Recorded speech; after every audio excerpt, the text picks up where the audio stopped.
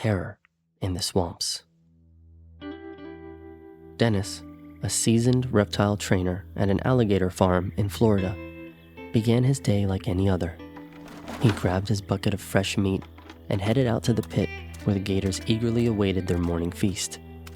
However, as he approached the pit, he was shocked to find all the gators partially eaten, lying lifeless on the ground. Saddened and confused, Dennis noticed a gruesome trail of flesh and blood leading away from the pit.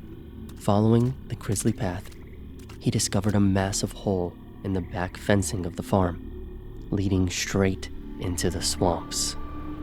With a sense of dread, he realized that whatever had caused this carnage was still out there, lurking in the murky waters. Meanwhile, a family of 4 and their tour guide embarked on an airboat ride through the swamps, blissfully unaware of the horror that awaited them. The airboat glided smoothly over the water, the children's laughter filling the air as they marveled at the sights around them. Suddenly, the airboat struck something massive beneath the water, sending the vessel and its passengers flying through the air. The 2 young boys, their parents, and the tour guide were thrown into the water, panic rising in their throats as they struggled to get back onto the boat. The tour guide, sensing the urgency of the situation, helped each family member back onto the airboat. Just as he was assisting the mother back into the boat, something yanked him beneath the water's surface. He sacrificed himself to save her, as moments later, his lifeless torso was flung onto the boat, sending the family into a state of abject terror. The father desperately tried to start the airboat, but the engine refused to turn over.